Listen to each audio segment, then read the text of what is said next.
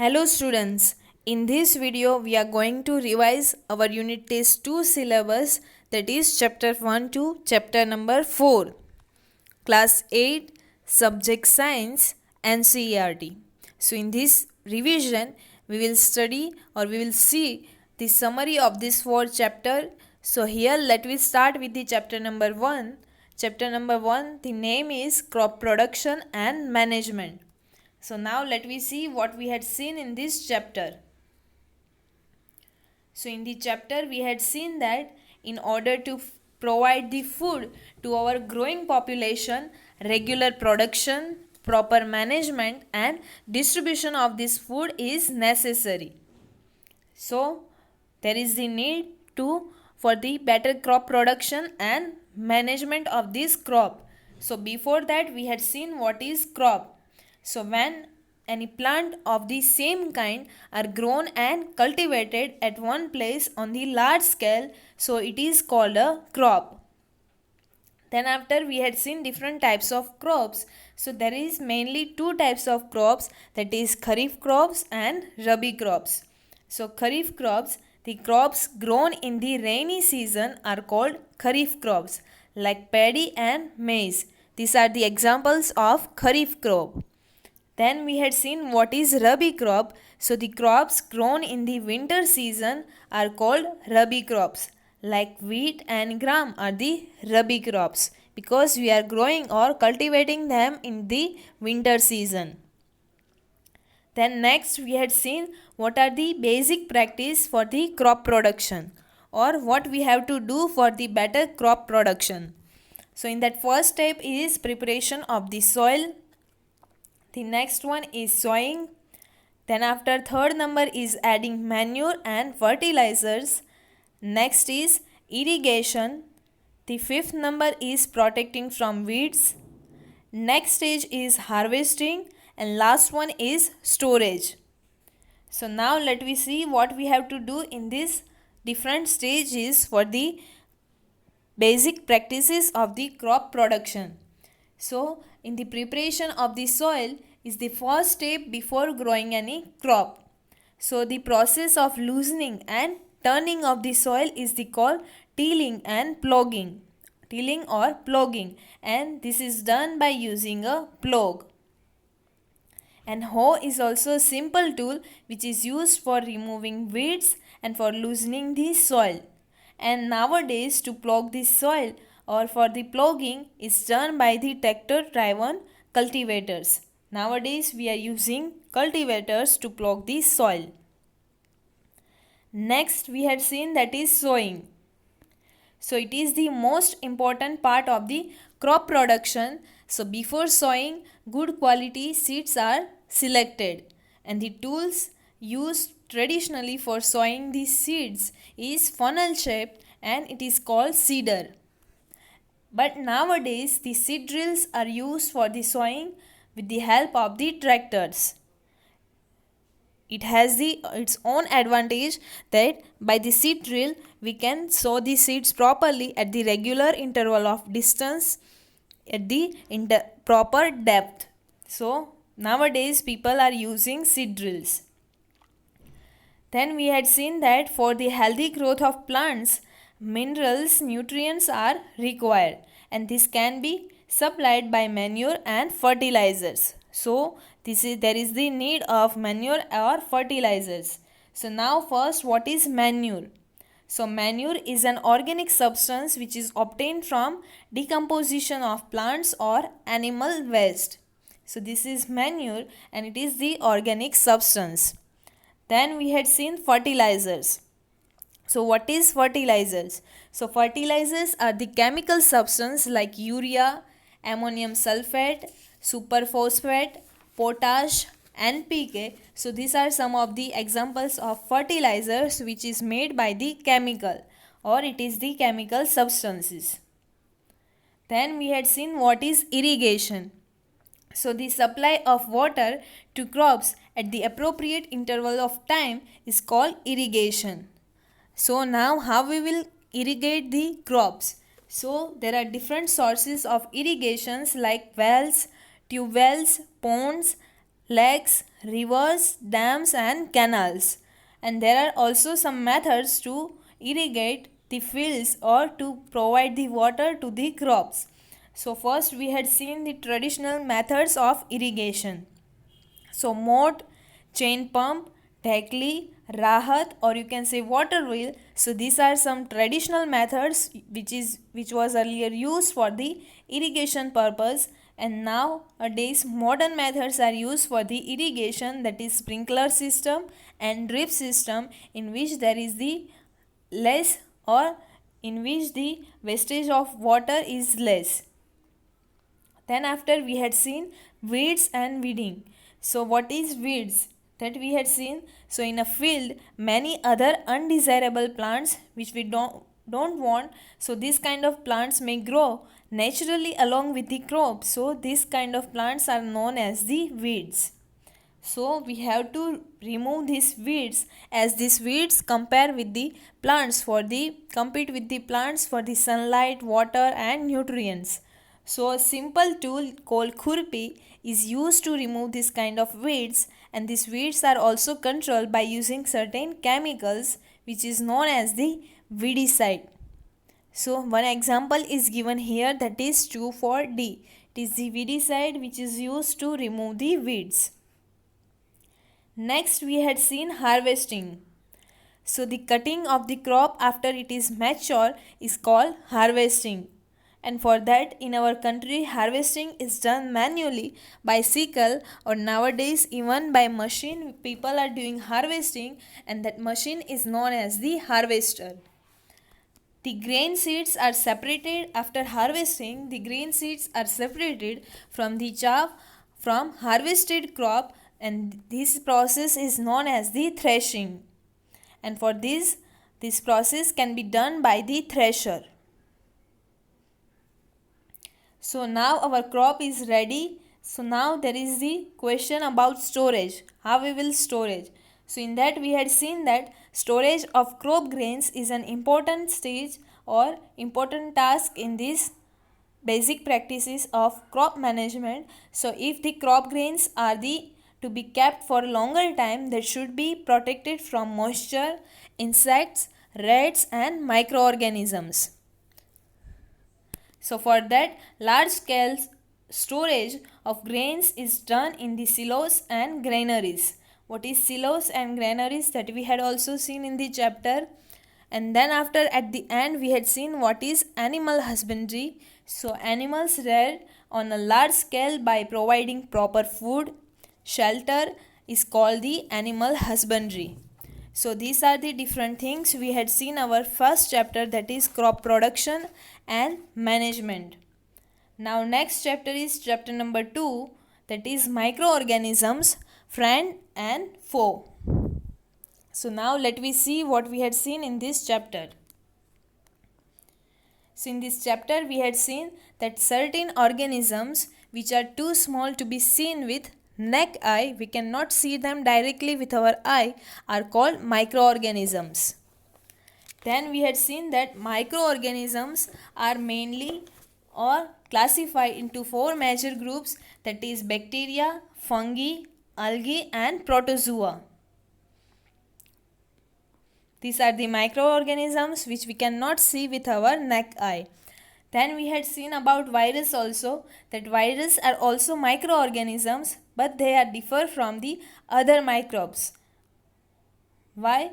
Because the viruses are obligatory intracellular parasites, and this viruses is connecting link between non-living and living, as it is, if it is the outside of the host body, then it works as the non-living organism, but as it enters in the host organism, so it is working as the living organism. So it is we can say that the viruses are connecting link between living and non-living. Then we have seen that microorganisms are unicellular, like bacteria, yeast, protozoa, chlamydomonas, etc., or multicellular. It can also be a multicellular like Spirogyra, Penicillium, Aspergillus, etc. And these microorganisms can live alone or may live in colonies, or you can say in groups. Some are free living and some others are intraparasites, that means they are depending on the others. These microorganisms can survive under all types of climatic conditions or environment, that is ranging from ice cold climate to the hot springs and deserts to the marshy lands. What is marshy lands? That we had also seen, the land which is mostly covered with water, that kind of land is known as the marshy lands. And some microorganisms are beneficial to us also, and they are used in the preparation of like curd, bread, cake, alcohol, medicines, wine, vinegar, etc. So these are some of the uses of microorganisms, and they decompose organic waste and convert them into the harmless and usable substance. So this is the uses of microorganisms. Then we had seen that rhizobium bacteria and blue-green algae are commonly called biological nitrogen fixers, as they are fixing the atmospheric nitrogen into the soil. So they are known as the biological nitrogen fixer. Then after we had seen what is fermentation. So the process of conversion of sugar into alcohol anaerobically is called fermentation. The process of conversion of sugar into the alcohol is known as the fermentation. And then after we had seen what is antibiotics and antibodies. So the antibiotics, the chemical substance produced by some microbes, can kill and stop the growth of the disease causing microorganisms. So these are the known as the antibiotics. These can be produced by the microbes, and this can kill or stop the growth of the disease causing microbes. So these are known as the antibiotics like penicillium, streptomycin, tetracycline, erythromycin. So these are the antibiotics. Next we had seen antibodies. So our body produces specific substance against disease causing microbes which are entering in our body. So these are known as the antibodies. And several scientists gave their large contribution in this field of microbiology. So these scientists are, first one is Louis Pasteur. So he discovered fermentation by the yeast and pasteurization of milk. The next is Alexander Fleming. He discovered penicillium antibiotic. The next scientist is Dr. Edward Jenner. He discovered vaccine for smallpox. Next is Robert Koch, and he discovered Bacillus anthracis, which causes anthrax disease in animals.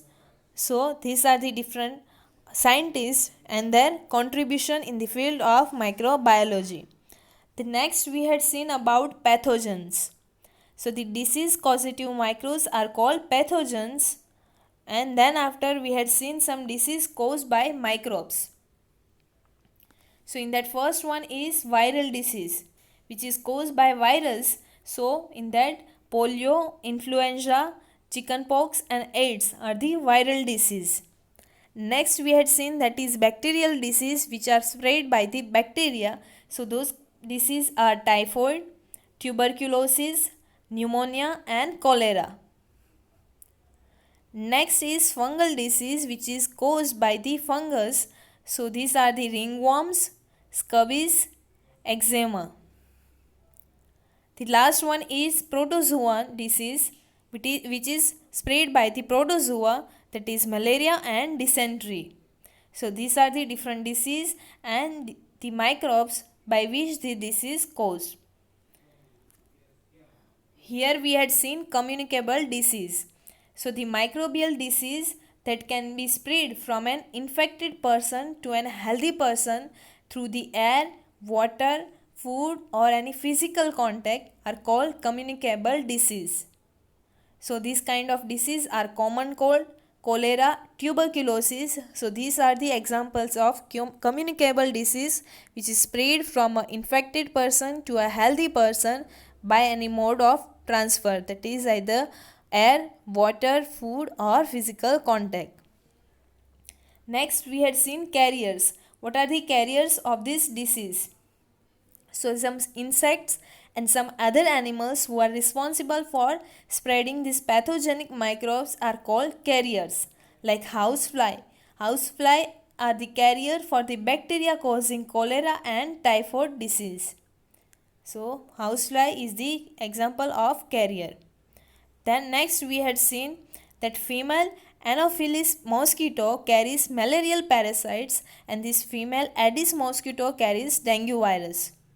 So these are also the carriers, different mosquitoes which spread the malaria and dengue disease. Next we had seen about preservatives. So some chemicals used to check the growth of microorganisms are called preservatives, like sodium benzoate, sodium metabisulfate are the preservatives which are also used to store the food for the longer duration of time. The next is nitrogen cycle. We had seen the cyclic movement of nitrogen between atmosphere, hydrosphere, lithosphere and living organism, or you can say in the biosphere. The cyclic movement of this nitrogen in this four sphere is called nitrogen cycle, and this nitrogen cycle we had also seen in detail. So these are the different things we had seen in the chapter number 2, that is microorganisms, friend and foe. The next chapter we had seen is chapter number 3. The name is synthetic fibers and plastics.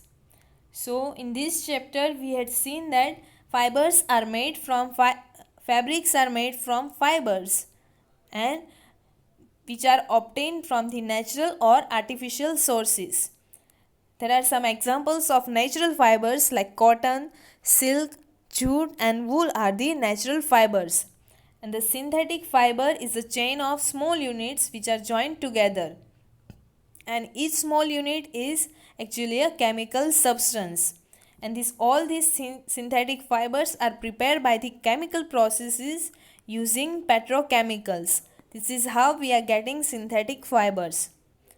Then we had seen that a polymer is made up of many repeating units which are same, and the rayon and nylon are the synthetic fibers, and rayon also was called as an artificial silk because some of the properties are similar to that silk. Then we had seen the another example, that is polyester and acrylic are also synthetic fibers. Then we had seen that PET, that is polyethylene tetraphthalate, is the very familiar form of the polyester, and this is used to make the bottles, utensils, films, wires, etc. Then we had seen some advantages of synthetic fibers, that synthetic fibers are very strong, durable, that means long lasting, and light in weight. These synthetic fibers are cheap compared to the natural fibers. Then we had seen about nylon, that nylon was prepared from coal, water and air. And this nylon is used for making socks, ropes, toothbrushes, sleeping bags, parachutes, ropes for rock climbing, etc. Then after we had seen that terylene is a popular polyester. And this polyester is made up of repeating units of chemicals which is called ester, or this is the monomer of the polyester. And terylene is used for making thin fibers. Then we had seen that clothes made up of polyester fibers are convenient to use because they are crease proof and may be used as wash and wear clothes. So this is about the polyester.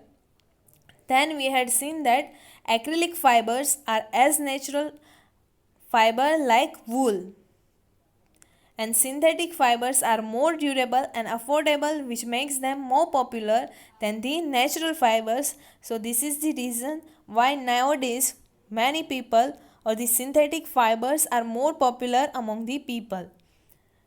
Then we had seen about the plastic, that plastic is also a polymer, and the arrangement of units in plastic are of two types, that is linear arrangement and cross-link arrangement.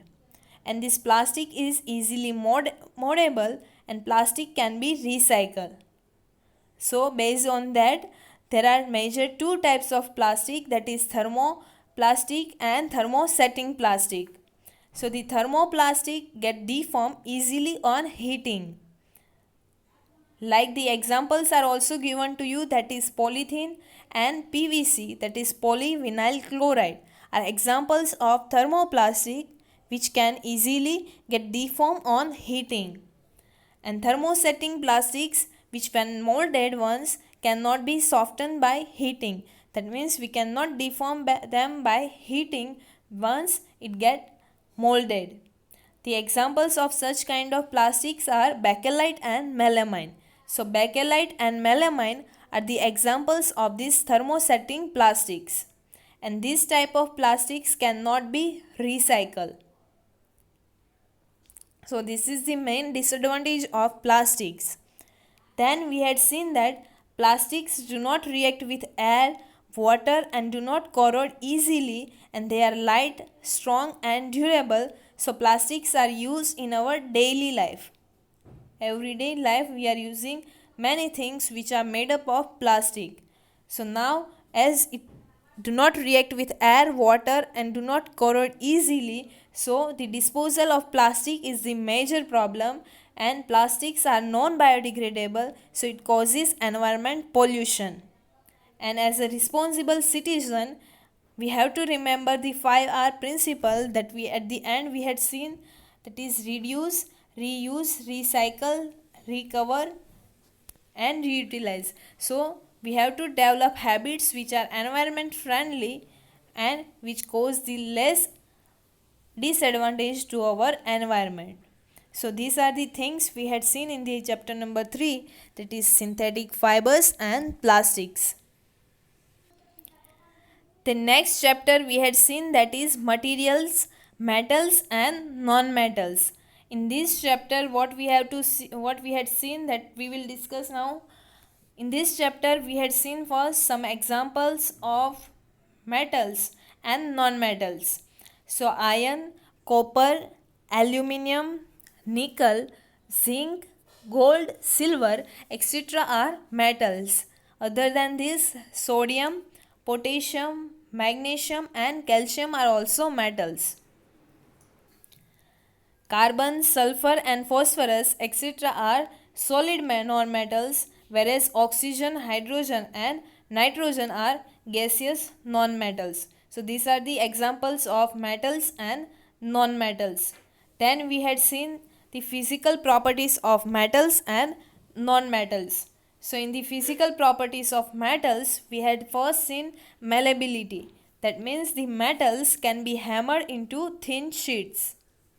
Then we had seen that metals are good conductors of heat and electricity. That means they allow heat and electricity to pass through them easily.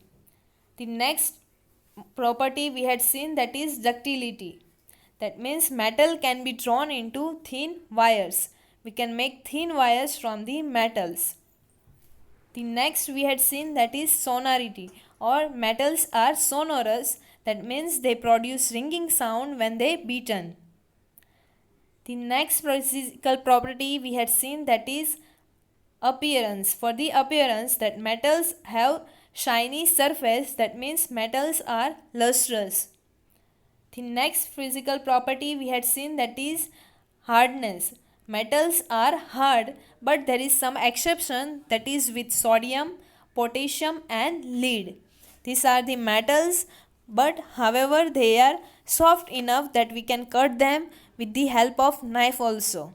So these are the physical properties of metals. Then next we had seen the physical properties of non-metals. So in that we had seen that non-metals break into pieces on hammering. If we hammer the non-metallic substance, then they will break easily. But one exception is also there with the diamond. The diamond is the form of carbon which is non-metallic substance, but it is the hard enough that we cannot break it easily. The next is They are bad conductors of heat and electricity. Non-metallic substances are bad conductors of heat and electricity. Again, there is one exception with the graphite, that graphite is the non-metallic substance. However, it is a good conductor of electricity. The next physical property of non-metallic substance is they cannot be drawn into thin wires. That means we cannot make thin wires from non-metallic substance. They are non-sonorous, and the last one is they are soft and dull. So these are the physical properties of non-metallic substance. The next after we had seen some chemical properties of metals and non-metals. So in the chemical properties of metals, we had seen first its reaction with oxygen. So the metals react with oxygen to form metallic oxide or to form oxides which are which are basic in nature. Then we had seen its reaction with water. So metals react with water slowly, but there is exception with sodium metal that it reacts with water vigorously. So that's why we are storing this metal in the kerosene. The next is metals react with acid to liberate hydrogen gas with pop sound. Metals react with acid and it releases hydrogen gas, but copper does not react with dilute hydrochloric acid. So there is exception with this. And the last chemical property we had seen that metals react with base to produce again hydrogen gas. So these are the chemical properties of metallic substance. The next we had seen chemical properties of non-metals. In that first one we had seen that non-metals react with oxygen to form non-metallic oxides which are acidic in nature. Then we had seen that the generally non-metals do not react with water. And then we had seen reaction of phosphorus with air, that phosphorus reacts with air and it catches fire easily if it exposed to the air. So to prevent its exposure to the air, the phosphorus is stored in water. And at the end we had seen that generally non-metals do not react with acid. So these are the chemical properties of non-metals, and then after we had seen the displacement reaction. So what is displacement reaction? So more reactive metal displaces the less reactive metal from its salt solution. More reactive metal can displace the less reactive metal. So this process is known as the displacement or replacement reaction. And here only for some your information, the reactivity series of the metals is given to you and it is in the descending order. That means the first one, that is potassium, and it is denoted by K. So its reactivity is highest. So it is more reactive, most reactive amongst all these metal. Then after sodium, calcium, magnesium is there. Then after aluminium, zinc, iron, lead, copper, mercury, silver and gold. That means the less reactivity is of gold, or gold is the less reactive metal amongst these all metals. And at the end we had seen the uses of metals and non-metals. So in the uses of metals we had seen that the metals are used in making cooking utensils, water boilers, machineries, automobiles, industrial gadgets, etc. And the uses of non-metals, we had seen that non-metals are very widely used, and it is used in the respiratory action, that is oxygen we are using or we are breathing in.